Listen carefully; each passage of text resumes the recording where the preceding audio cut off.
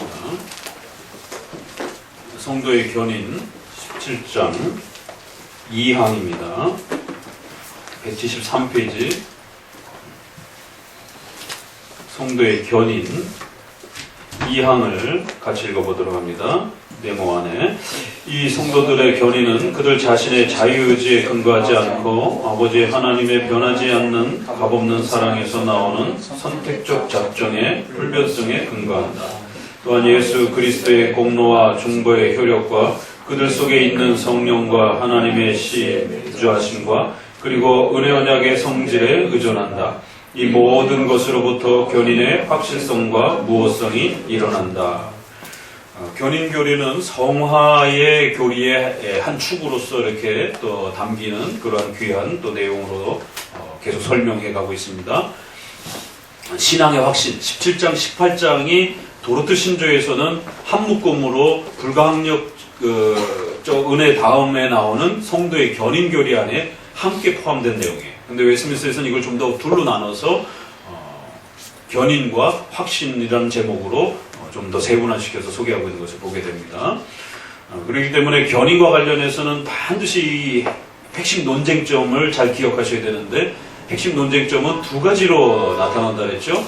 칭의와 관련해서 이 견인이 연결될 때 견인이 취소되는 것처럼 이렇게 결국 성도의 선행에 대한 공로 문제로 열심히 선행을 행하지 아니하면 하나님께서 붙들어 주시고 또 끝까지 지켜주시는 이러한 하나님의 은혜가 취소되는 것처럼 이런 식의 오해가 생겨서 결국 칭의까지 취소가 되는, 구원까지 취소가 되는 이러한 일들이 칭의론과 관련해서 견인교리가 항상 논쟁이 될 때 또 아주 중요한 이 논쟁 부분이 있습니다. 그래서 우리는 예종론에 입각한 그러한 견인교리를 해석해내면서 절대로 칭의가 함부로 취소되거나 견인 부분에서 성도의 신앙의 확신 부분이 약해진다 할지라도 절대로 하나님이 지켜주시는 부분은 하나님의 예정과 함께 맞물려가는 거기 때문에 하나님이 한 번 선택해 주시고 한 번 칭의해 주시고 그렇게 하나님이 지켜주시는 자들은 절대로 버려지지 않는다라는 거죠. 절대로 구원이 취소되지 않는다라는 것이죠. 다만 신앙의 확신이 약해질 수 있을 뿐인 것이에요. 왜? 그거는 우리를 제2원인으로 다루시기 때문에 은혜의 수단을 게을리하게 되면 신앙의 확신의 열매의 일부분은 우리가 잃어버릴 수도 있고 징계를 받을 수도 있고 책망을 받을 수도 있는 것이에요. 그러나 예정과 칭의와 구원의 본질은 잃어버리는 게 아닌 것입니다. 그래서 칭의론 논쟁과 관련해서 칭의 취소, 견인 취소 아니면 칭의 확정 또 견인의 확정 그러나 책망은 받을 수도 있다라고 하는 것. 그러니까 이 견인을 잘못 오해하면 한 번도 시험 받지 않는다. 한 번도 고난 안 받는다. 이런 식으로 오해할 수가 있어요. 그래서 그런 개념은 아니다라는 것. 칭의와 구원이 변함이 없다라는 뜻이고 제2원인으로서 성도들의 성화적 책임을 하나님이 섭리의 수단으로 사용하시는 것이죠. 그래서 성도들이 나태하고 게을러지게 되면 거기에 대한 책망으로서 징계로서 하나님 앞에 벌을 받을 수 있다는 것이죠. 그래서 확신에 대한 신앙의 기쁨과 즐거움들이 이렇게 중간에 줄어들거나 또 취소되거나 일부분이 또 그렇게 빼앗길 수도 있는 것이죠. 그러나 신앙의 본질과 칭의의 근본과 선택의 근원적 내용은 취소되는 게 아니라. 자, 그러다 보니까 이 두 번째 논쟁은 성화 관련해서 자칫 잘못하면 견인의 이 모든 제1원인을 인간에게다 두는 것이. 그렇게 되면 자신의 선행과 자기의 순종이 결국 하나님 앞에 보호를 받는 가장 강력한 조건이 되는 것입니다.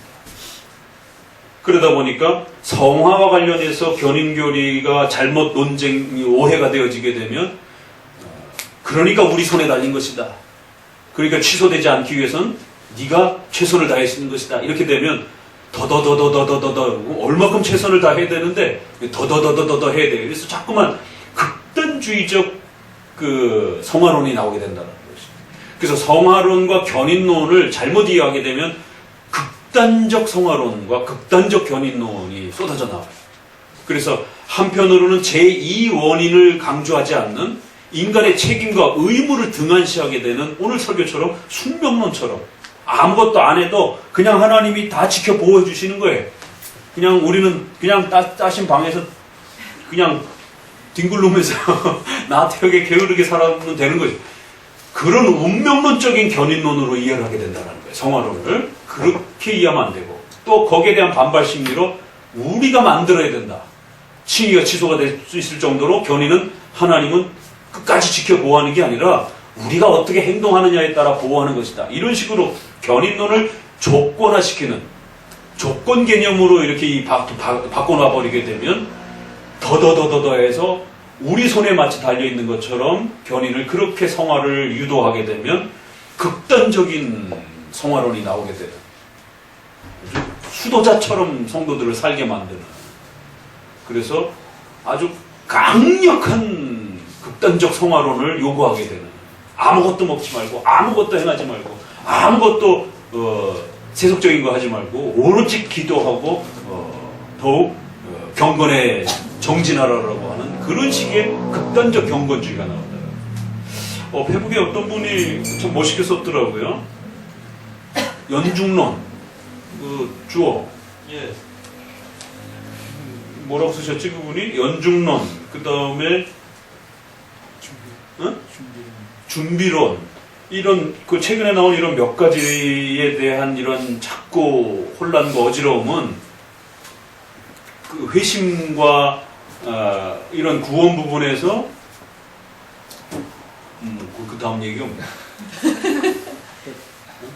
그러면서 이렇게 자꾸 뭔가 이렇게 이중 삼중으로 뭔가 구원에 대한 이런 그 회심과 회개와 성화에 대한 부분을 자꾸 이렇게 이중 삼중의 어떤 조건을 채워야 되는 것처럼, 또 그 다음에 요즘에 연중론, 또 그 다음에 준비론, 또 하나 뭐 논쟁이 있는데 그 율법론과 관련된 건가 뭐 이렇게 해서 이 이슈화되는 그런 이슈들이 있어요. 근데 개혁주의 하시는 분들도 자꾸 이런 쪽에 자꾸 관심을 보이고, 극단적 청교, 극단적 회심론, 청교도자들이 아주 강렬한 어떤 회심의 증거들을 요구하는 그런 식의 어떤 극단적 회심론, 이런 걸 자꾸 요구하는 어떤 이런 관심들은 결국 구원에 있어서의 하나님의 궁극적인 은혜와 인간의 이 원인으로서의 이러한 그 역할을 모르는 이런 어떤 염려가 아니겠느냐. 그냥 이거 참 잘 썼어요. 이거 한번 들어보세요. 연중론, 이중중생론, 극단적 준비론, 회심 검증론 같은 가르침들은 완전하고 완벽한 회심에 집착하는 일종의 컴플렉스이자 자신의 회심이 기준에 못 미쳐서 심판을 받지는 않을까 하는 두려움에서 나오는 과민 반응이다. 이거 굉장히 참 멋있는 말입니다. 이거 정확한 표현이고. 최근에 개혁주의 청교도 하는 쪽에서 이렇게 강조하는 분들이 참 많아요.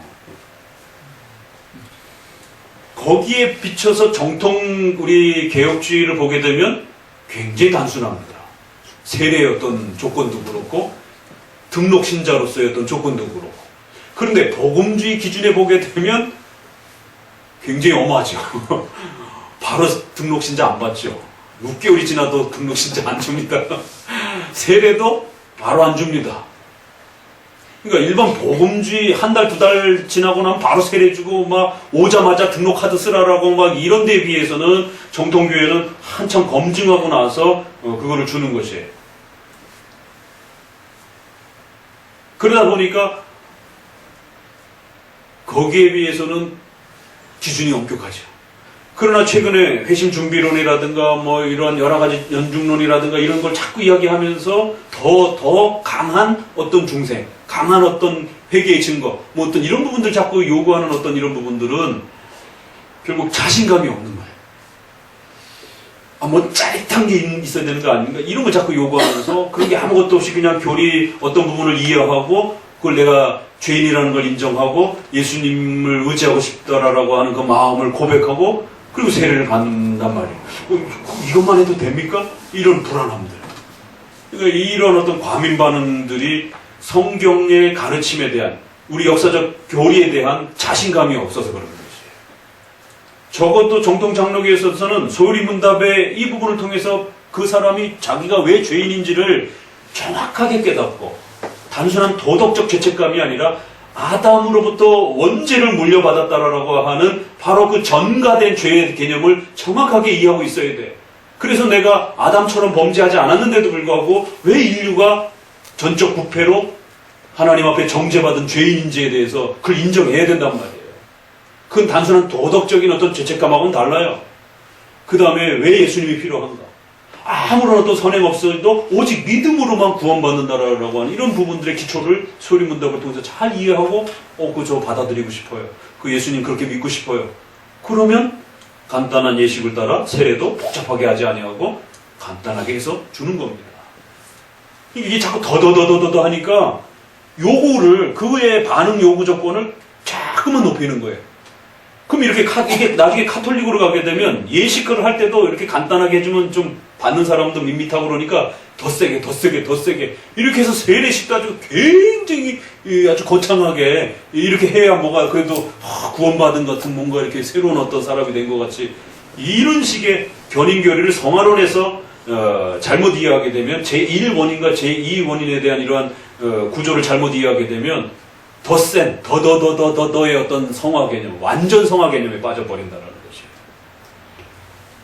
우리는 불완전 성화를, 그래서 교리적으로 이것이 논쟁이 됐을 때, 개혁주의는 성도들의 견인과 성화 부분에서 불완전 성화 개념을 교리적으로 정립해 준 겁니다. 완전 성화 개념을 갖게 되면 성도들을 완전히 수도자처럼 요구를 하게, 그렇게 극단적으로 몰아가게 됩니다. 목사님도 그렇게 살지 못하면서 성도들에게 중세시대의 수도자처럼 세상 다 버리고 산속에 들어가서 사막에 들어가서 하루 종일 성경 보고 기도하고 음식도 먹지도 않고 하루에 한 끼만 먹고 결혼도 안 하고 이런 식으로 수도자처럼 사는 삶을 요구하면 안 된다는 것이죠. 더더더더더더 하면 거기까지 갑니다. 그렇게 되면 불완전 성화 조금 부족해도 목사님이 지난주에 그렇게 설교 정리해서 쓰라고 그랬는데 아직도 안 써도 목사님도 인정하고 우리 개혁교회 견인교리와 성화교리도 불완전 성화를 얘기해서 그냥 봐주고 넘어가는 겁니다. 완전 성화를 요구했으면 그러다 지옥 갈 수 있어요! 라고 참아할 수 있는 거예요. 긍휼히 여겨주는 거예요. 연약하니까 언젠간 하겠지 하고 기다려주는 겁니다. 참 불완전 성화가 이렇게 참 우레스러워요. 만약 완전 성화로 몰아세웠으면 가만히 안 둡니다. 어디 감히 더 이렇게 요구하게 되는 거예요. 이게 성화라는 부분에서 역사 속에 그런 일들이 끊임없이 발생이 됐었던 것이에요. 그래서 항상 조심하셔야 되는 것은 제1원인과 제2원인과 관련해서 1원인만 극단적으로 강조하면서 인간의 책임을 없는 것처럼 나태하게 게을르게 가르쳐도 안 되고 견인과 성화론을 숙명론처럼 제시해도 안 되고 운명론처럼 제시해도 안 되고 그렇다고 우리 손에 다 달려있으니까 우리가 최고로 하면 가장 좋은 게 열매가 주어질 것이다라고 하는 이런 완전 성화 개념으로 더더더더더 이렇게 극단적인 경건주의와 성화주의로 끌고 가서도 안 된다는 겁니다. 그렇게 되면 성도들 다 죽입니다. 그렇게 되면. 진짜 성도들을 일반 삶에서 다 떠나서 다 저기서 산속으로 들어가도록 만들어버리게 되는 나고 해갖고 아무도 안 쫓아와요. 그러게 돼요. 세상에 중세시대에 그 예전에 한번 우리 공부할 때 했잖아요. 기둥성자도 있었다고. 기둥서방이 아닙니다. 발음 조심해야 돼. 기둥성자도 있더라고요. 이렇게 중세사를 이렇게 공부해 보니까 그 자기 죄가 자꾸만 먹고 싶은 것, 또 정욕, 또 가지고 싶은 것 이런 게 자꾸 욕심이 이걸 죄라고 생각하니까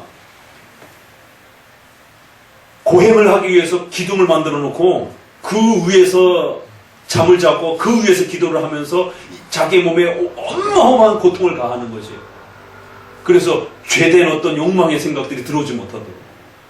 그래서 그런 사람들을 기둥성자라고 그러고 그 기둥성자를 성인으로 또 이렇게 숭배도 이렇게 그걸 잘 견뎌낸 그 며칠을 또 견뎌야 또 그게 성인 반열에 올라가는지는 모르지만 한 1년은 버텨야 뭐 이런 식의 또 기준이 있어 기둥성자가 있더라고요. 그래서 참 해도 참 이렇게까지 했었구나 이런 부분을 보게 됩니다. 자, 그럼 이제 분명히 성도의 성화와 견인은 근원적으로 1항에서도 본 것처럼 그리스도 안에서 성령의 효력으로 일어나는 거예요. 2항엔 한 번 더 강조하죠. 이건 인간의 자유의지와 그런 인간의 선행과 인간의 제2원인의 공로적 노력에 의해서 되어지는 게 아니라 하나님의 선택적 사랑과 그리스도의 공로와 성령 하나님을 통한 은혜 속에서 일어나는 것이다. 그래서 1, 2항은 근원적으로 하나님으로부터 일어난다라고 하는 것을 다시 한번 강하게 강조합니다. 그래서 밴드에서 잠깐 이 주제 논의했었죠. 그래서 이거를 읽으신 분들은 정리를 이해할 겁니다.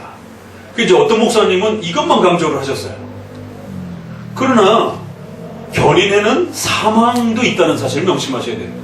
사망과 구원의 확신은 전부 다 제2원인자의 인격적 책임, 견인에 있어서 성화에 있어서 반드시 성도들이 인격적으로 헌신하고 노력하고 최선을 다해야 된다라고 하는, 비록 공로적인 원인은 아니라 할지라도 근원적인 절대적 원인은 아니라 할지라도 인격적 책임의 원인은 있다라는 거예요. 제2원인으로서의 원인은 있다라는 겁니다. 그래서 성도들의 손에 견인이, 성화가 일정 부분 원인으로서, 섭리적 수단으로서 인격적 책임의 그런 내용으로서는 성화가 누구의 책임이라고요? 인간의 책임인 거예요. 하나님이 성화하실 필요는 없는 겁니다. 그러니까 이 공로적 원인, 공로의 근원은 그리스도에게 있는 거고 하나님에게 있는 거예요. 그렇죠? 그것과 인격적 책임과 실천적 책임과 하나님 앞에서 섭리의 그러한 수단과 도구로서 피조물로서의 책임까지 없다라고 생각하면 큰일 납니다. 그렇게 나태해지고 게을러지게 되는 것이에요. 제1원인과 제2원인의 그 기가 막힌 조화를 이 성화론에서는 잘 정립하셔야 됩니다. 알미니안주의자들이 자꾸만 50대 50으로 자꾸 가르치기 때문에 신인 협력 개념이 우리는 본성적으로 인간에게 있어요. 그리고 알미니안주의가 그래서 잘 수용이 되는 겁니다. 사람들은 하나님의 이 역사를 전부 다 50대 50으로 자꾸 이해하려고 하는 거예요. 그래서 오늘 설교를 통해서 개혁주의는 성화와 성도들의 생활과 삶에 대한 문제에 있어서는 반드시 제2원인으로서 제1원인과 제2원인 개념으로 우리는 접근해야 되는 겁니다. 그러니까 웨스민스터도 고민을 한 거예요. 이거를 도대체 어떤 표현을 써가지고 이 관계성을 정리를 해줘야 되는 거예요. 성경은 바로가 강팍했다라고 해요. 하나님이 강팍하게 하셨다 이렇게 합니다. 성경은 그냥 아주 자유롭게 말해요. 그냥 이사야 나는 빛도 짓고 어둠도 지었다 이렇게 말을 합니다. 어떻게 합니까 그러면?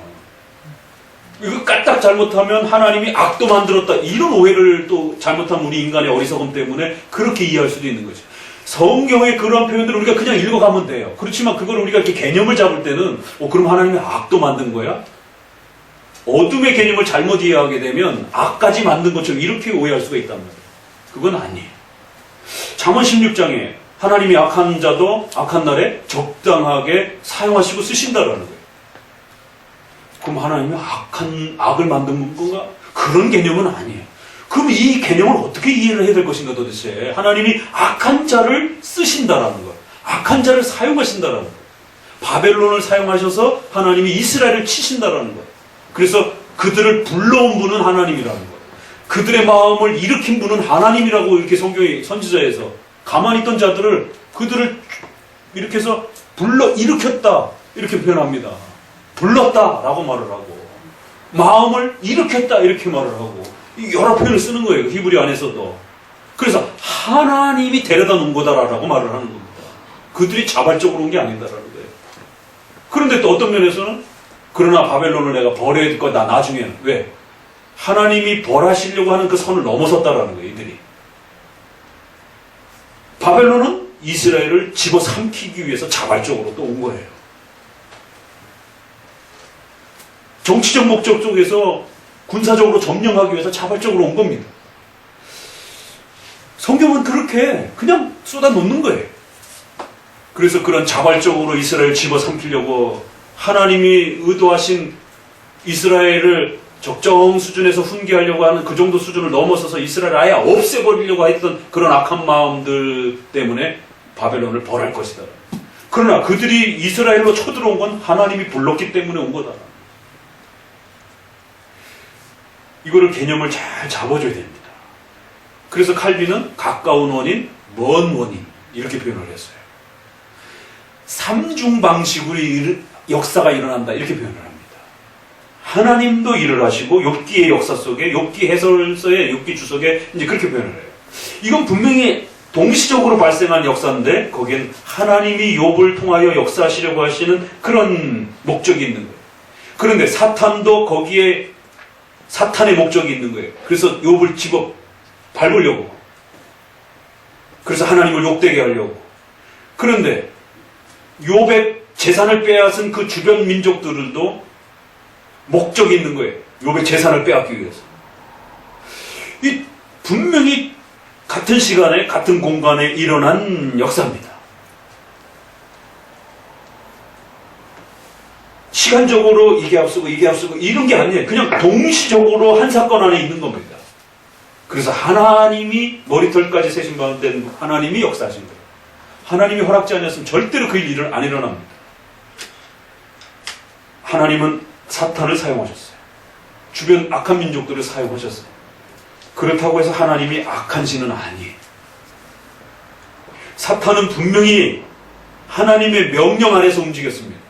허락해 주셨잖아요. 그 천상의 회의를 보게 되고.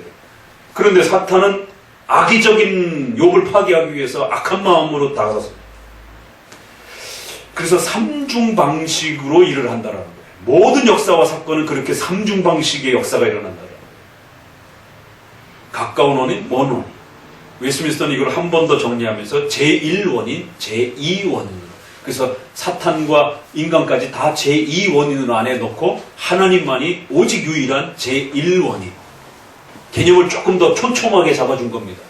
근원적이고 절대적이고 공로적 원인은 오직 제1원인은 그러니까 1, 2가 훨씬 더 성도들이 이해하기가 쉬울 수 있겠다라고 생각한 거예요. 가까운 원인, 먼 원인, 삼중 방식으로. 오늘 현아 너 자꾸만 듣다가 아빠 50%가 뭐야?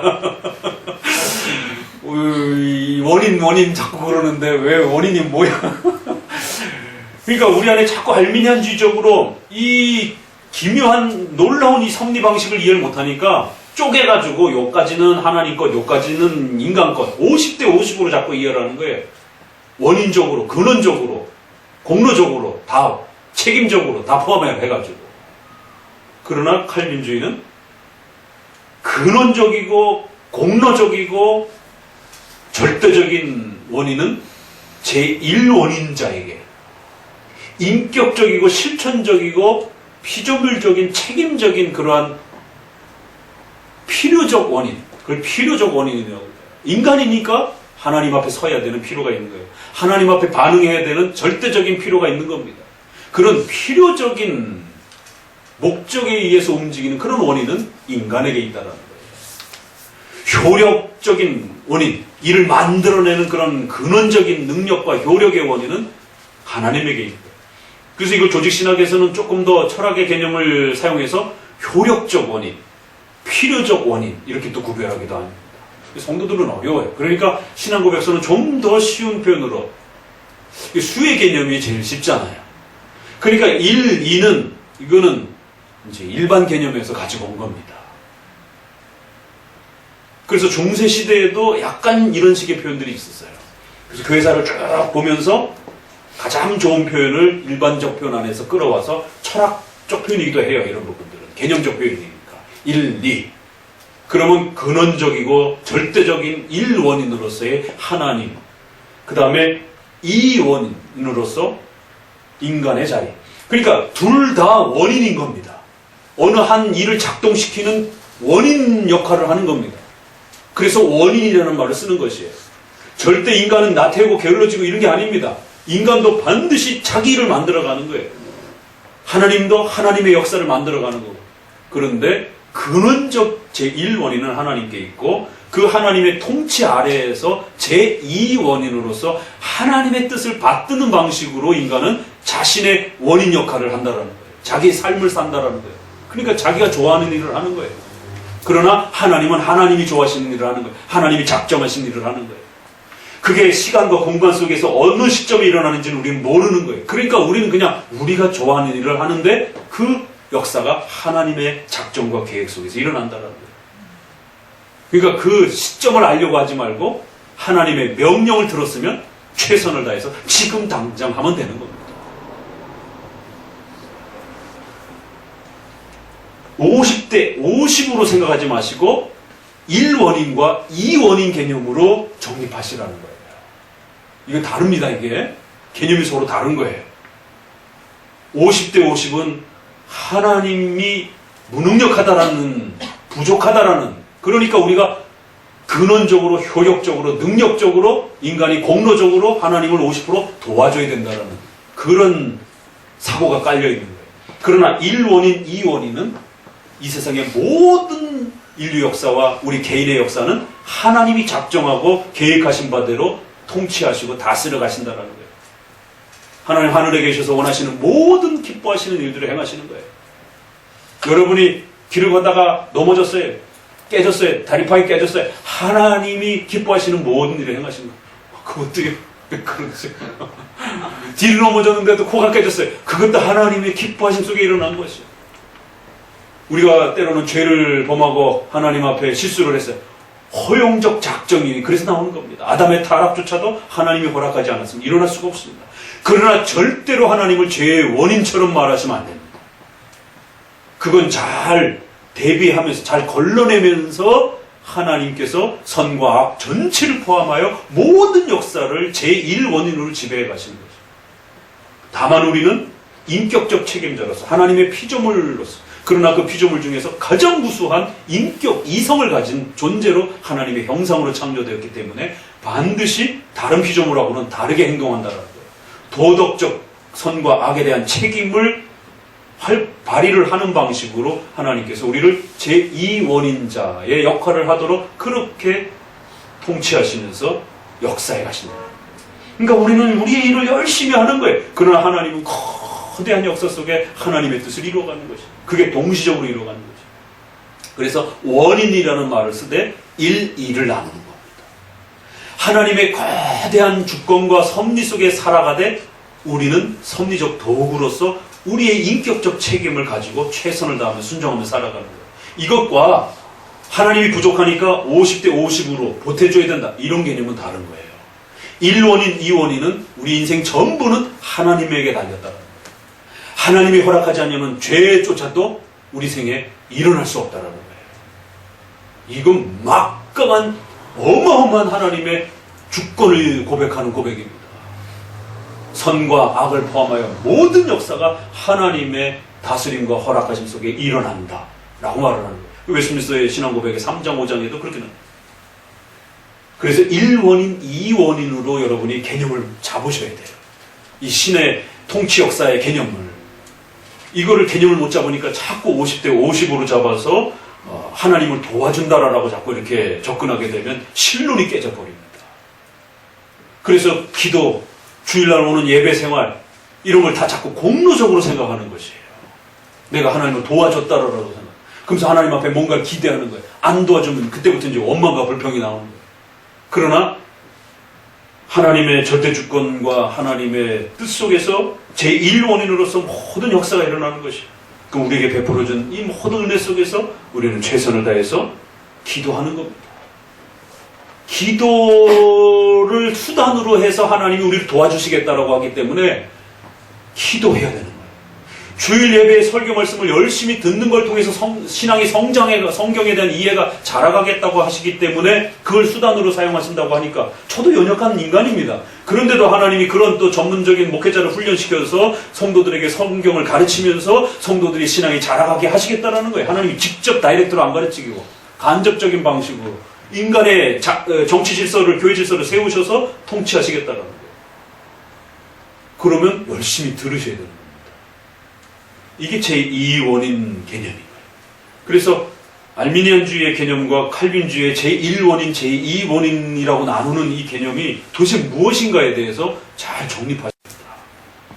그러면 제1원인, 제2원인은요, 첫 번째, 엄청난 위로가 생깁니다. 이 세상에 나 혼자 살아간다는 게 아니라는 것을.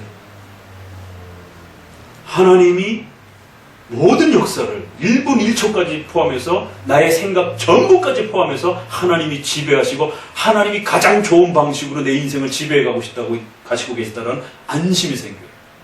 그러면서도 동시에 내가 잘못한 것에 대해서는 반드시 반성이 찾아옵니다.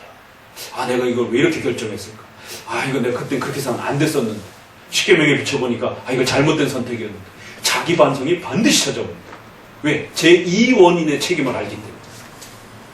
이게 논리적으로는 서로 부딪히는 개념인데 성경적으로는 동시적으로 들어와요. 어제요. 제가 개인적으로 이렇게 좀 뭔가 이렇게 하는 부분에 있어서 꼭 좀 봐야 되는 사람이 있는데, 우리 현아랑 탄천에 가서 운동하려고 탄천 가서 핫도그 사 먹자고 꼬셔가지고 탄천에 운동을 갔는데 뭐 1시간 넘게 걸려요. 운동 좀 시키려고.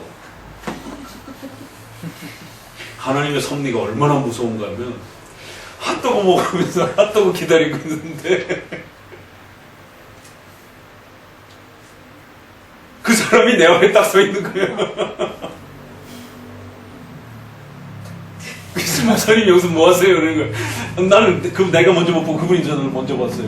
저는 핫도그 언제 나오나 그거 이렇게 쳐다보고 있어가지고 여러 번 불렀어요. 우리 신 목사님. 네? 이랬더니 그분인 거예요. 그래가지고 어휴 어쩐 일이에요. 아, 전화 통화도 그렇게 잘 안 되고 그러던 분이었는데 거기 탁 앞에 서 있는 거예요. 아, 저기 볼 일이 있어서 지나가던 길에. 아, 지난번에 저한테 약속했던 거 그거 어떻게 처리해 주셨습니까? 아, 미안하다라고. 그거 처리해 드리겠습니다. 섭리가 그렇게 무서워. 그렇기 때문에 하나님 앞에서 바르게 살아가는 성도들은 아무도 못 건드립니다. 교회는 아무도 못 건드려요. 숨긴다고요? 목회자 못 숨깁니다. 하나님께서 우리 성도들을 또 케어해 가도록 이렇게 하나님께서 그런 또 은사를 주신 겁니다. 그럼 목회자는 잘 몰라요. 어디 가서 뭘 하는지. 근데 그게 돌아가지고 꼭 목사님 귀에 들어와요. 어느 성도가 어디 가서 뭐 했더라 이러면서 희한합니다. 그뒤 정말 말로 설명할 수가 없어요. 재음재님 지난번에 어디 갔다 왔어요? 목사님 어떻게 왔어요? 이런 일들이 이게 신비주의에서는 그거를 막 동계시로 이제 막 이렇게 막 협박하고 막 이러지만 우리는 섭리사적으로 알게 되는 거예요. 어떤 중요한 어떤 문제가 성도의 위기가 있으면 그건 나중에 드러납니다. 목사님에게 알게 하도록 만들어요. 그런 경우가 제 지난 목회하면서 30년 동안 굉장히 많습니다. 그 간증하라면 3박 4일 동안 할 수 있어요. 몰래 갔는데 그 어떻게 이렇게 해서 알게 돼갖고 그런 데 가시면 안 됩니다. 이게 훈계하고 권면하게 돼요.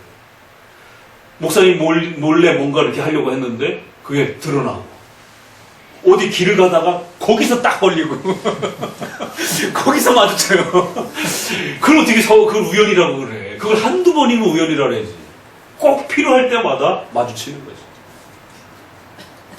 숨길 수가 없어요.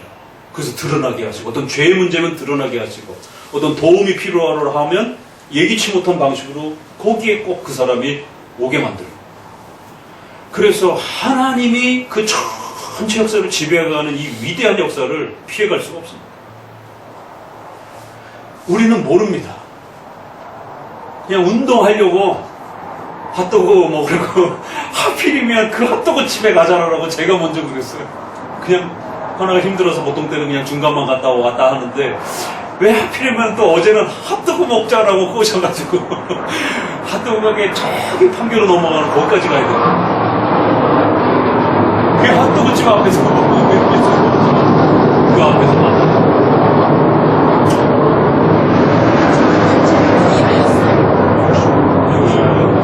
그렇기 때문에 반드시 근원적인 제1원인은 하나님에게서 일어나지만 제2원인은 또 하나님의 이 성리수단으로서 인간의 원인을 사용하시는 이 기가 막힌 역사 속에서 일어난다는 것입니다. 자, 조금만 더 읽어봅시다.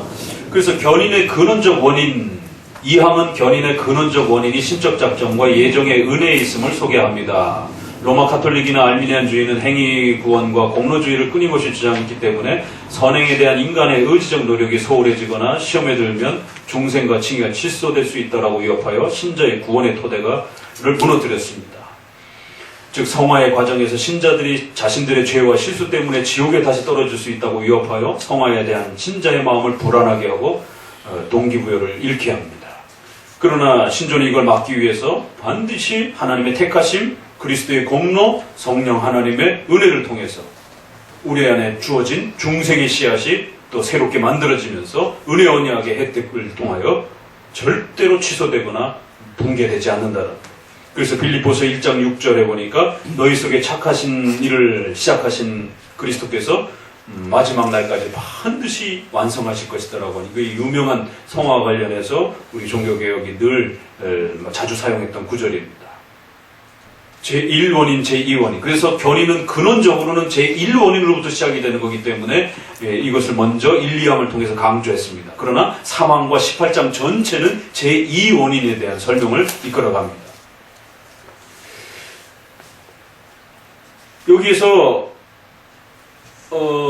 그 밴드에서 질문을 하셨기 때문에 조금 논의가 나와서 그 부분을 조금 더 설명해 드릴게요. 그러니까 제2원인에 대한 이 역할을 성화에 있어서 성도의 책임과 의무를 강조해 주기 위해서 도르트 때도 그렇고 웨스민스터도 그렇고 견인이라고 제목을 잡았어요.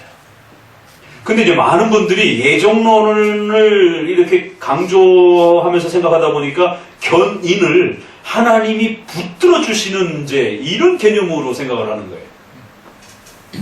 하나님이 지켜서 끝까지 끌고 가는. 그래서 견인차 할 때에 이 끌어당기다라고 하는 한문의 견인을 생각한 거예요. 이제 우리는 동음이어가 많다 보니까 그럴 때 견인은 그런 견인이 아니에요. 인내를 뜻하는 견인입니다. 인내 인자로 쓴 거예요. 우리 한글로 견인해 줄 때 인내 그 한문의 표현은 인내할 인자입니다. 누가 인내하는 거예요? 우리가 인내하는 거예요. 그래서 이제 자매님은 성도가 열심히 인내하고 최선을 다해서 신앙생활하고 경건생활을 해야 되는 이런 부분을 이야기한 겁니다. 근데 이제 이걸 반만 이해하신 분들은 하나님이 지켜주셔서 우리가 견인받는 겁니다. 이렇게 말하게 되면 반만 이해한 거가 되고요. 견인의 제목은 희한하게 잡혔어요. 그래서 펄저버스라고 하는 이 영어도 마찬가지로 라틴어에서 그대로 그냥 그 어원적 표현들을 그대로 끌어왔어요. 그냥 그대로를 그냥 소리 나는 대로 읽으면 돼요. 페르세 베라티오 상크토롬 이렇게 해가지고 이것도 성도의 인내예요. 좀 편한, 좀 더 쉬운 말로 말하면 성도가 하나님 앞에서 인내하며 잘 참으면서 견디면서 그렇게 살아간다 이런 뜻이에요. 그러니까 최선을 다해서 열심히 노력하고 잘 참고 끝까지 견디고 그렇게 열심히 최선을 다해서 노력하라 이런 뜻이에요. 그러니까 도르트 신조의 5번째는 예정론의 그 결과를 이야기한 겁니다. 하나님이 끝까지 지켜주신다는 의미도 포함되어 있어요. 그러나 실제로 제목은 성도가 그러니까 열심히 최선을 다해서 인내하라. 어려움을 포기하지 말고 중단하지 말고 성도가 끝까지 참아내고 인내하라는 제목을 잡아준 겁니다. 이 펄저버스라고 하는.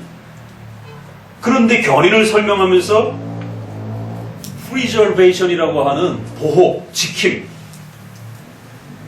오히려 이런 단어를 제목으로 쓰면 훨씬 더 하나님이 지켜준다.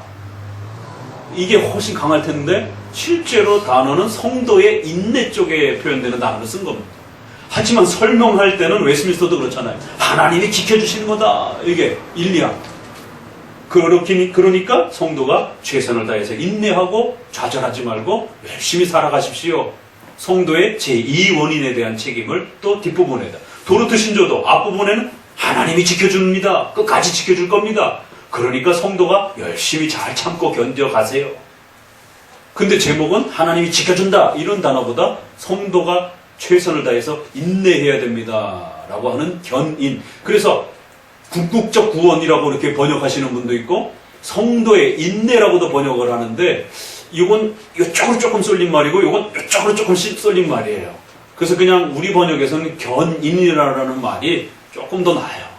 그래서 견인이라고 하면서 하나님이 지켜보호하신다라고 하는 의미도 좀 들어가고 성도가 인내해야 된다라는 그런 개념이 조금 더 이렇게 인내라고 하면 이렇게 선명하게 이렇게 성도가 인내하는 쪽만 이렇게 확 이렇게 표시가 되다 보니까 그래서 이제 밴드에 또 누가 마침 질문을 하셔가지고 그렇게 설명을 좀 더 드린 겁니다. 3항까지는 끝냅시다. 자, 함께 읽어봅니다. 그럼에도 불구하고 신자들은 사탄과 이 세상의 유혹과 그들 안에 남아있는 부패의 우세함과 자신을 보호하는 수단들을 게을리함으로 극심한 죄에 빠질 수 있으며 그 결과 얼마 동안 죄에 빠져 있기도 한다. 그 때문에 그들은 하나님의 진노를 일으키고 그의 성령을 슬프게 하며 그들이 받은 은혜와 위로 중 일부를 빼앗기게 되고 그들의 마음이 강팍해지며 상처를 입고 다른 사람을 그들 자신에게 일시적 심판을 불러온다. 그래서 보세요. 제2 원인에 대한 강조를 이렇게 아주 세게 하고 있습니다. 그럼에도 불구하고 분명히 하나님이 지켜주시는 건 맞습니다. 절대로 칭의가 취소되지 않습니다. 그러나 고통은 당할 수 있다는 거예요. 징계는 받을 수 있다는 거예요. 제2 원인에 대한 책임을 소홀히 하게 되면 하나님의 응답이 지연되기도 한다는 거예요. 그래서 성도들은 반드시 은혜의 수단이라고 하는 말씀, 성례, 기도와 관련된 공적인 은혜의 수단이 있고 또 일반 은총적인 은혜의 수단들이 있죠. 돈 없어도 됩니까? 아니에요. 자본주의 사회에서는 반드시 돈이 있어야 됩니다. 성, 결혼을 해야 되죠. 국가 반드시 필요한 겁니다. 그거 누가 만들어갑니까? 우리 스스로가 만들어가야 되는 것이. 이것도 다 우리의 삶을 지탱해주는 수단들인 거예요. 그래서 공적인 은혜의 수단은 말씀, 성례, 기도가 되는 것이고 좀 더 일반적인 그러한 삶의 수단들은 또 여러 가지 다양한 부분들이 따라붙을 수 있는 것입니다. 보험 이런 것도 다 우리 삶을 이렇게 또 보호해 갈 수 있는 수단이 되는 것처럼 이런 경제활동부터 시작해서 이런 많은 부분들의 일반 은총적인 또 수단들도 게을리하면 안 되는 겁니다. 특별 은총적인 수단에 있어서 말씀, 성례, 기도와 관련된 부분들도 또 소중하게 또 지켜가야 되는 거예요. 그래서 일반 은총과 특별 은총 안에서 수단이 될 수 있는 이런 좋은 부분들을 최선을 다해서 제2 원인으로서 열심히 행하셔야 됩니다. 운동 안 하면 성인병 걸려서 신자라도 목사님도 일찍 돌아가실 수 있습니다. 근데 그 일찍 돌아가면 그게 하나님의 또 작정 안에서 일찍 돌아간 거예요. 그럼 하나님이 그렇게 정했기 때문에 그 사람이 성인병 걸려서 일찍 돌아가신 거예요? 그 사람이 운동을 안 해서 일찍 돌아가신 거예요? 결과론적으로밖에 우리는 말할 수밖에 없어요. 그렇잖아요. 그죠? 둘 다인 겁니다. 결과론적으로 보니까 운동 안 해서 성인병 걸려가지고 일찍 돌아가신 거예요. 그럼 하나님의 전체적인 우주적인 하나님의 작정과 계획 속에서 보게 되면 그 시점에 그분은 돌아가신 거예요. 원인적인 시작점에서 보면 모르는 겁니다. 우리는 어떻게 될지 결과적인 면에서밖에 볼 수가 없는 겁니다. 그래서 최선을 다해서 운동하셔야 되는 겁니다. 그러면 제2 원인에 의해서 생명이 연장되는 것이에요. 그럼 우리의 제2 원인에 의해서 생명이 연장되는 것이지만 하나님의 뜻 속에서 보게 되면 100살까지 살도록 하나님이 작정해 놓으신 거예요. 이게 어떻게 그렇게 움직여요? 거대한 우주는요 변동이 없는 겁니다. 파도가 아무리 지구에서 난리를 치면서 막 폭풍이 오고 난리를 쳐도 거대한 우주 속에서 보면 아무런 변동도 없어요. 점처럼 보여지는 겁니다. 우주의 질서도 하물며 그런데 하나님의 거대한 신적인 계획 속에서 우리의 삶이 요만큼 땡기고 늘려지고 아무 의미도 없어요. 1원인, 2원인을 꼭 기억하세요. 그래서 견인 부분에서는 성화 부분에서는 성도들의 제2원인에 대한 책임을 아주 강력하게 촉구해야 됩니다. 예종론에 대한 이러한 이 체계 때문에 칼빈주의를 성숙시키지 못한 상태에서 목회자도 성도도 많은 오해가 빠지는 게 숙명론으로 성화론을 가르치게 돼요. 알미니안주의는 극단적인 의지론적 공로적 성화론을 가르쳐서 문제인데 칼빈주의자들은 운명론적으로 성화론을 가르쳐요. 그래서 예종론을 그런 식으로 가르쳐갖고 성도들이 나태해지고 게을러지고 복음주의에서는 자신들의 공로와 상급 때문이라도 죽기 살기로 기도합니다. 근데 개혁주의 성도들은 기도도 잘 안 해요. 이런 일이 벌어질 수 있다는 거예요. 예종론에 대한 어떤 지나친 확신에 대한 잘못됨 때문에. 그건 우리가 그렇게 나태해지고 게을러지라라고 그렇게 하나님이 그런 확신을 확보해 준 게 아니에요. 하나님의 은혜의 위대함을 깨닫기 위해서 비록 뭐라 그러나 그 구데기 무서워서 잠 못 담그는 그런 작은 위험성들이 있어요. 나태해짐과 게을러짐이 분명히 있을 수 있습니다. 잘못 그 교리를 이해하게 되면. 그렇다고 해서 그 교리를 이 예정론 교리를 포기할 수는 없습니다. 그런 위험성이 있어도 반드시 가르쳐가면서 돌파하면서 성경의 이 풍성한 예정론을 하나님의 절대 주권 교리를 가르쳐야 됩니다. 그래야 강력한 신관이 세워지게 되는 거죠. 그런데 중간에 자꾸 이렇게 트러블이 생기는 겁니다. 그래서 더 열심히 최선을 다해서 예정론을 배워가시되 그리고 제2원인으로서의 또 이 하나님의 역사 통치를 잘 또 균형 있게 배워가시면 돼요. 그러면 신앙 고백서에서도 이처럼 게을리하게 되면 어떤 일이 벌어진다고요? 하나님의 진노를 일으키고 성령 하나님을 슬프게 하고 받은 은혜들의 많은 그런 확신과 위로들을 빼앗기게 되고 자기 자신의 마음이 강팍해지고 거기까지만 있으면 괜찮아요. 다른 사람들을 해치고 넘어뜨리는 이런 악함도 행하게 돼요. 경건생활 게을리하게 되면요 당장 애들한테 남편한테 부인한테 해코지합니다. 명심하세요. 그 크리스찬들은 성격 탓이 아닙니다. 이게 갑자기 이게 막 날카로워지고 이렇게 막 그러면 일반은 종 차원에서는 혹시라도 뭐 생리대인가 이러면 좀 배려해주고 넘어가고 이러면 돼요. 근데 생리대가 아닌데도 뭐 바가지 긁고 막 집어 삼키고 이러면 이거 경건생활 등한시해서 그런 걸 수도 있는 겁니다, 이게. 그러니까 두루두루 잘 살펴야 돼요. 그러니까 뭔가 잘못되면 원인을 추적해야 되잖아. 그럴 때 성화와 관련해서는 이처럼 은혜의 수단, 이 원인으로서의 경건의 이런 부분들을 등한시하게 되면 남을 해치게 돼요. 그래서 자신의 일시적인 심판까지도 불러일으키게 돼요. 이런 부분들이 분명히 있습니다. 자, 175페이지에 그래서 고난받는 이유를 세 가지로 소개하면서 성도들에게 어떤 잘못된 일이 벌어지잖아요. 그러면 세 가지로 사탄의 공격, 세상의 유혹과 그들의 남아있는 부패, 그 다음에 은혜의 수단들을 게을리함으로 일어난다라는 겁니다. 그래서 말씀, 성례, 기도라고 하는 은혜의 수단들을 최선을 다해서 회복해 가고 제2원인으로서 책임감 있게 실천하시라는 것입니다. 일시적인 심판이지 알미니안주의처럼 칭의 취소나 완전 멸망이나 모두 빼앗김 이런 식으로 또 그렇다고 해서 책망하지는 않습니다. 일시적이고 제한적인 책망이며 그러한 위로를 제한받는 정도인 겁니다.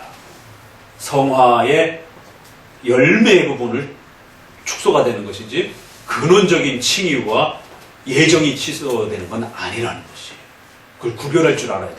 그래서 성화적인 책망을 해야지 칭의적인 책망을 하면 큰일 납니다. 칭의 취소될 수 있어? 천국에서 쫓겨날 수 있어? 이런 식으로 책망하면 안 돼요.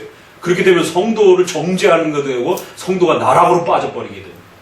그러니까 목회자가 어떤 신관과 어떤 구원관을 가지고 있느냐에 따라 성도들의 이런 신앙에 치명타를 입혀버리게 됩니다.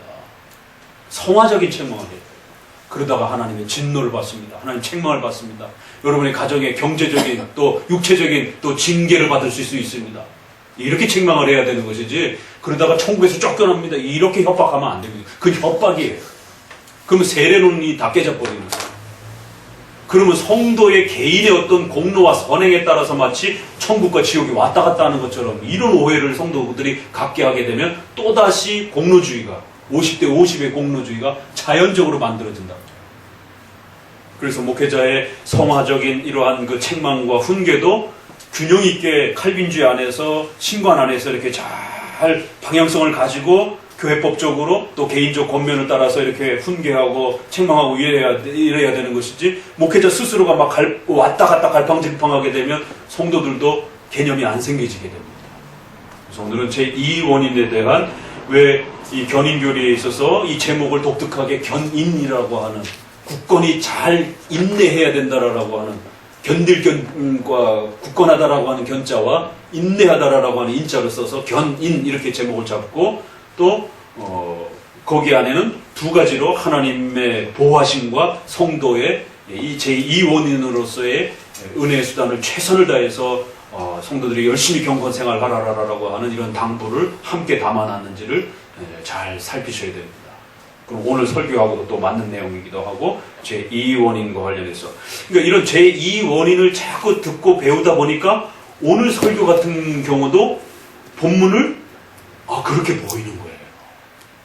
왜 예수님이 내 믿음이 너를 구원했다라고 이런 엄청난 이거 사실 굉장히 교리적으로 잘못하면 심각한 마치 우리의 믿음이 우리를 구원시킨 것처럼 가톨릭은 그 가르침을 그렇게 끌어가는 겁니다. 봐라 성경에 분명히 우리의 그 열심과 노력 때문에 우리가 구원을 성취했다. 우리가 얻었다라고. 그러니까 네가 잘못하고 게을러지면 너 구원도 잃어버릴 수 있어. 칭의가 취소돼. 이렇게 충분히 설교할 수 있는 거지. 그러나 전체 흐름 안에서 또 당장 마태복음에서 비교해보게 되면 마태복음은 전혀 바디메오의 믿음에 대해서 이야기하지 않잖아요. 오로지 예수님이 불렀고 긍휼히 여겨주시고 만지고 치료하고 이 모든 행위와 과정을 예수님이 베풀어 준 것처럼 이렇게 말한다. 왜? 그 문맥은 또 마태복음의 문맥이 흐름이 있으니까. 그래서 여러분들이 자꾸 주일 설교를 제가 이렇게 이런 방향으로 공을 들이는 것은 강의 설교를 듣고 또 집에 돌아가서 성경을 읽을 때도 항상 이 본문을 보면서 다른 본문을 생각하고 이 본문을 보면서 또 성경 전체의 교리를 생각하는 이 훈련을 습관적으로 가질 수 있도록 그래서 그 본문만 읽으면서 그 본문에만 집착하지 않도록 그래야 성경 전체를 골고루 볼 수 있는 균형 감각을 갖게 됩니다. 이게 하루 이틀에 만들어지지 않아요. 그래서 자꾸 설교도 그런 식으로 이렇게 끌어내주는 거고 또 그걸 오후엔 또 이렇게 교리 공부를 통해서 이 개념을 보면서 전체 교리를 또 이 교리를 보면서 전체 성경 안에서 또 볼 수 있도록 이렇게 그래서 구약에서 제2원인을 강조하는 다양한 표현들 또 신약에서 제2원인을 강조하는 그런 다양한 표현들 그래서 성도들이 나태해지고 게을러졌을 때 구약에 어떤 징계를 받을 수 있는지 그런 다양한 예들 또 신약에서도 사도행전의 교회를 세워가고 이런 많은 부분들에 있어서 제2원인에 대한 부지런한 권면들 그래서 로마서 12장에도 보니까 부지런히 열심을 품고 주를 섬기라. 형제를 돕고 또 이런 많은 이런 얘기들은 다 우리 손에 달렸다라고 이렇게 이야기를 하는 그런 권면들이란 말이에요. 그래서 우리가 기도해야 되고 우리가 전도해야 되고 우리가 또 교회를 세워가야 되고 우리가 하나님의 나라를 또 잘 세워가는 그런 또 역할과 책임을 강조하는 권면들이 끊임없이 쏟아져 나옵니다. 절대로 게을러지면 안 됩니다. 그래서 잘 이런 내용들을 들으시고 또 설교든지 오후 공부든지 수요일 거든지 하나만 하세요. 다라고 하면 못 쫓아올까봐 다 쫓아오시는 분들은 참 감격스러운 성도인 거고 다 못 쫓아오시면 그 중에 하나만이라도 목사님 이런 설교 이런 가르침들을 잘 들었습니다 하고 이렇게 또 답변을 주시면 또 목사님 기운 나서 또 다음 주에 더 열심히 가르칠 테니까 그런 주고받는 그런 또 즐거움이 우리 개혁교회만이 가지고 있는 즐거움인 것입니다. 성도가 이렇게 생각하고 있구나. 이렇게 그를 사고의 폭이 넓혀져 가고 있구나. 그 즐거움을 목회자는 또 보는 것이죠. 아멘. 기도합니다. 하나님 감사합니다. 오늘 또 우리 웨스트민스터의 견인에 대한 가르침들을 함께 나눕니다. 특별히 제2원인으로서의 인간을 섭리적 도구로 사용하시는 또 신앙과 또 삶에 있어서 우리를 인격적 책임자로 사용해 가시는 위대한 또 하나님의 신적 작정과 섭리의 통치의 신비로움들을 배워가게 됩니다. 아직은 우리가 이 귀한 하나님의 신비를 다 이해하지 못해서 때로는 자꾸만 공로적으로 50대 50처럼 마치 우리가 하나님을 도와줘야 되는 것처럼 이렇게 어리석게 자꾸만 생각합니다.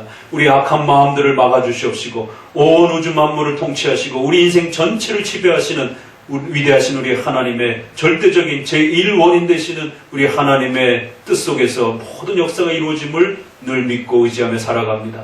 또 그 속에서 하나님 우리에게 맡겨주신 귀한 인격적 책임을 최선을 다해서 하나님의 교회를 섬기며 또 하나님 우리에게 허락해 주신 가정과 또 국가와 우리의 삶을 또 잘 가꾸어 가게 해 주옵소서. 예수님의 이름으로 기도드립니다. 아멘. 하늘에 계신 우리 아버지여, 이름